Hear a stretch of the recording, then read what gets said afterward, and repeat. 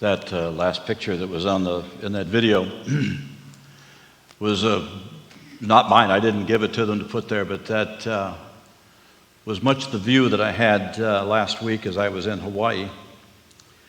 And as I was in Hawaii and watched the service, I watched Gina get up and read the scripture that I was going to read today. And she went on by it and talked about forgiveness between Esau and Jacob. And I took a breath again. When Pastor assigned these scriptures to us, he didn't get them in the right order, I don't think. I'm going to blame it on him for just seeing that Jacob meets Esau, and then he said, and then Jacob wrestles with God, and he gave Gina the Esau and meets Jacob and gave me the wrestling. And I don't know anything about wrestling, so I'm going to talk about football. Have you ever watched a football game? I mean, sure, what kind of a question is that to ask a crowd like this? Especially at this time of year. What did you watch yesterday if you didn't watch football? As you well know, so often a team fails to reach the line to gain, which used to be called the first down line.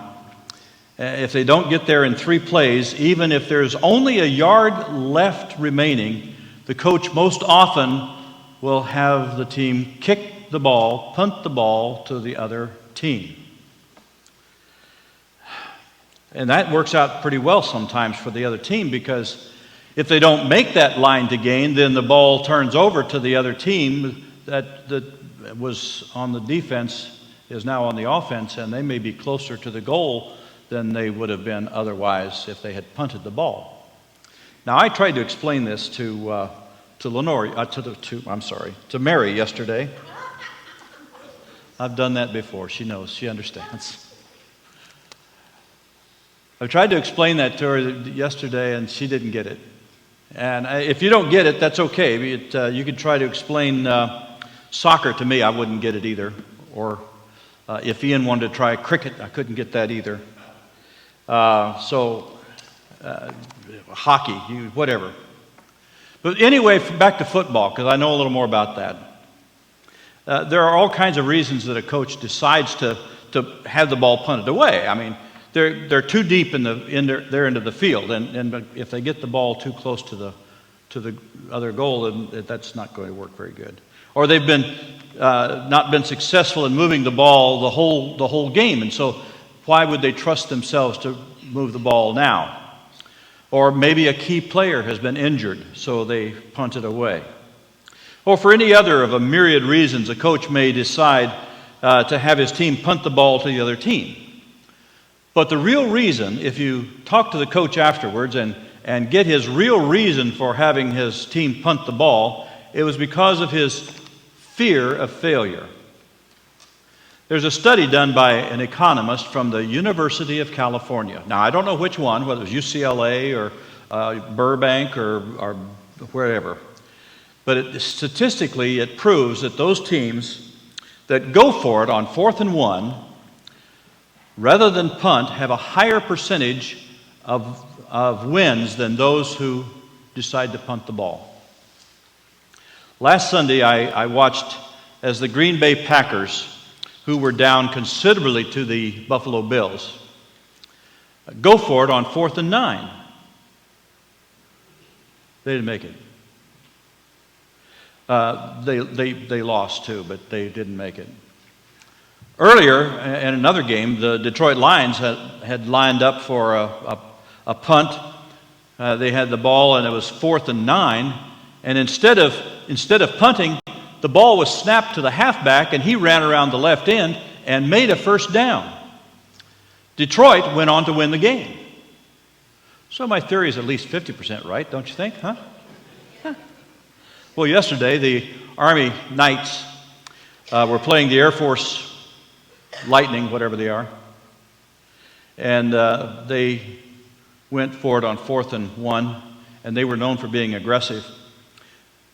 But they didn't make it. They tried it again on the last play that they had of the game, they were 4th and 2, and they were close to the other goal, but they didn't make it then either. So, and the Air Force won 13-7. So, what can I say? Theories are theories. There have been numerous other studies of this situation made, and most studies say that of the fourth down decisions that have found that most situations, the teams that would be better off going for the conversion attempt rather than kicking. These studies of fourth down decisions confirm what most of us fans already know, that the better you are, the more aggressive you play. Now, most often a team has to be in a desperate situation before they will go for it on 4th and 1. Have you ever been in a desperate situation? Do you know what it's like to be there? A place in your life where the walls seem to be closing in on you. A time when all your resources are expended and you don't know what you're going to do now. A time when you feel all alone. Well, that's exactly the place where Jacob found himself in our scripture for today.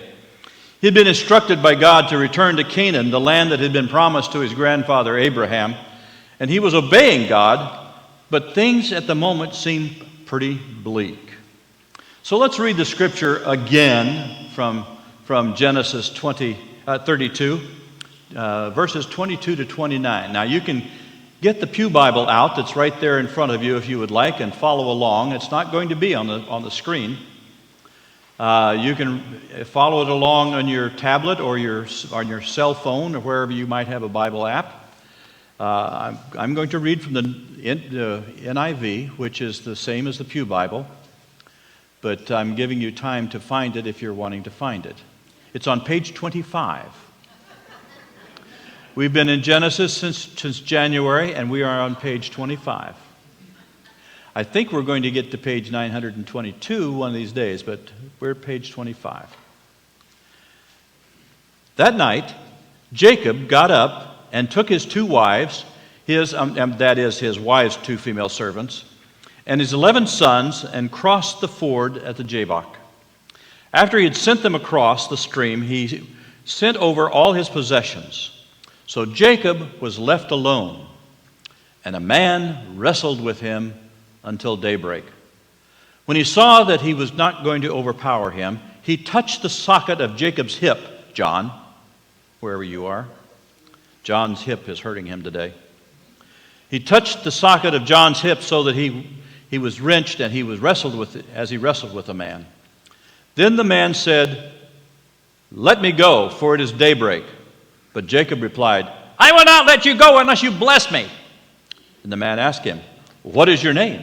"Jacob," he said. Then the man said, "Your name will no longer be Jacob, but Israel, because you have struggled with God and with humans and have overcome." And Jacob said, "Please tell me your name." But he replied, "Why do you ask me my name?" Then he blessed him there. Now, Jacob's problem was that he was sneaking out of Haran and away from his uncle Laban. You know, Laban was a guy that deceived Jacob into marrying his older daughter, who, as Pastor Brad called her, googly-eyed Leah, and made him work an additional 7 years for the hand of the beautifully svelte Rebekah, whom I don't have a picture, whom he really desired to marry from the very beginning. But Jacob, in the end, deceived Uncle Laban by recognizing the genetics of spotted and non-spotted goats. He built his personal goat herd with this secret sauce knowledge, and then got Laban to give him all the spotted goats, or in Laban's mind, the defective goats.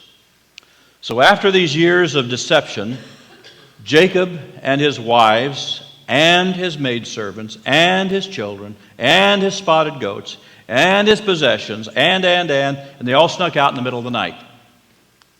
Now Laban is chasing Jacob from the north. So Jacob and his tribe is headed for Canaan via a less direct route that will take him through Edom, where his brother Esau lives. You'll recall his mother Rachel and had deceived Esau, and I don't know what's going on with my cell phone. I asked a question or something, and it's trying to answer me, so I'm going to turn it off if I can figure out how to do that. I apologize. Power off. There we go. Power off. 1, 2, 3, 4, 5. Okay. Off. If you don't have your cell phones off, that's okay. Anyway, Esau and his mother Rachel Jacob and let me back up again. Jacob and his mother Rachel had deceived Esau out of his inheritance and the family blessing. And now he hears that Esau is marching north from the south with a band of 400 fighting men. I would say that Jacob is sitting deep in his own end of the football field. The score is 6-0 in favor of everyone else. For Jacob, it's 4th and forever, and time is running out. Jacob has to do what? Something. But what? Punting is not an option. Well, Jacob is a man of action, if nothing else. He split his tribe into 2 groups with a significant number of animals as a gift for Esau. And he figured that if Esau wasn't satisfied with that first gift, a second gift of animals was on its way.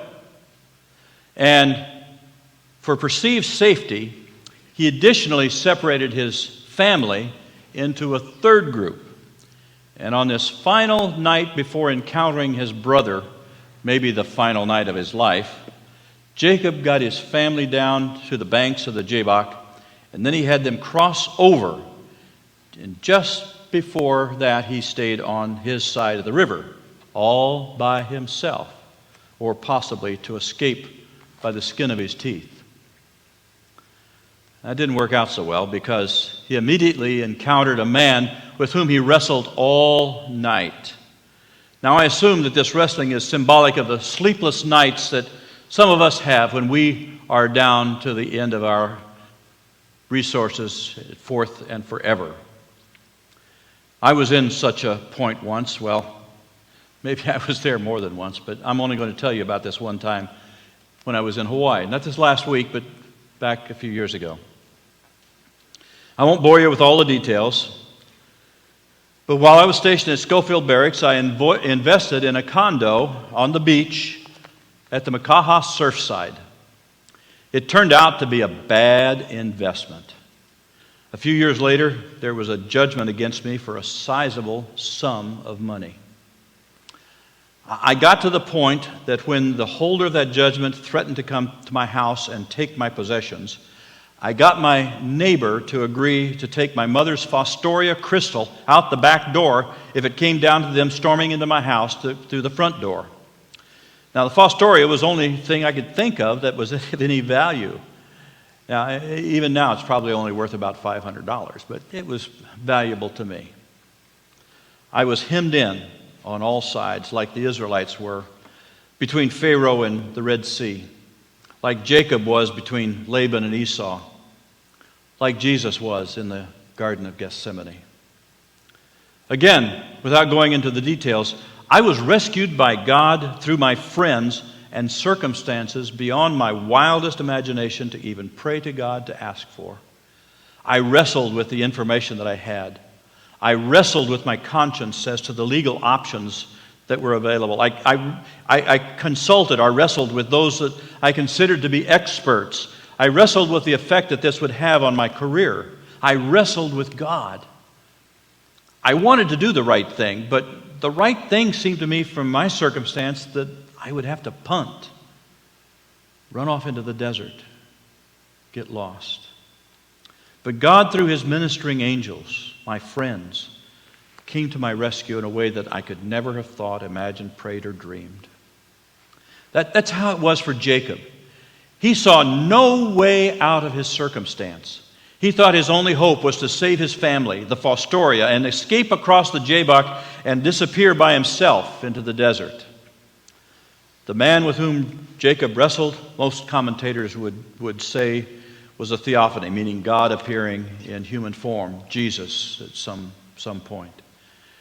He stopped Jacob from running when that seemed to be the prudent thing to do. They wrestled all night until dawn was starting to appear over the eastern hills.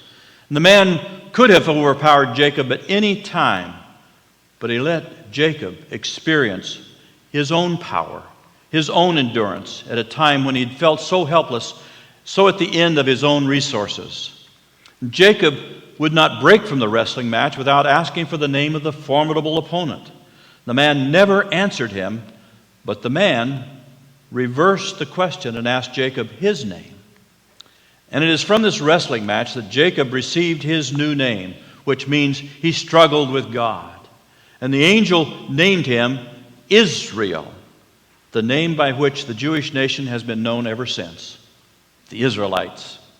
And best of all, he received a blessing from the man. Not a blessing that he had cheated someone out of, but a blessing that was all his own. Again, I ask you, do you feel trapped in a situation that seems like from it there is no escape? I don't know why God lets us make choices that wind us up in difficult situations forth and forever, but He does. I don't know why things come into our life where we get trapped into a situation where we feel like we have no other outlet, forth and forever. But God lets that happen to us. I don't know why God doesn't rescue us just as soon as we ask, but He doesn't. And I don't know how or when God is going to intervene in my life or yours. Your wrestling match is your own, and mine is mine, but it's very personal, and they're wrestling matches. And I don't know when God is going to intervene, but when He does, it will be for His glory and by His grace. Israel, Jacob, went from this encounter with the wrestler to be gloriously reunited with his brother Esau, as Gina gave us last week. Israel was again promised the land of the Canaanites. And Israel received the promise that Abraham had received to have descendants as many as the sands of the sea. An additional blessing came to Israel on the fact that he had an additional son, Benjamin. Again, I ask you, do you feel trapped in a situation that seems that there is no escape? Wrestle with the Lord for His blessing, and don't let go until you know He has given His blessing to you. Look in the eastern sky. It's the dawn coming. I know our blessing is coming.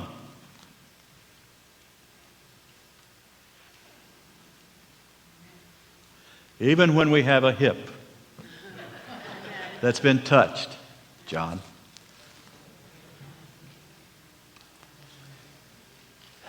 It was on the last night of Jesus' earthly ministry with His disciples. They had gathered in the upper room. The chief priests and the scribes and the Pharisees were all gathered trying to figure out a way to nab Jesus. Jesus was at forth and forever. He spent time with His disciples, had the Last Supper, then went out to the Garden of Gethsemane and prayed, Father, can't this be passed from me? Can't something else happen? Is this the way we have to do it? Nevertheless, not my will but yours. So even Jesus wrestled. Don't be afraid to wrestle with God. He will bless you beyond your expectation.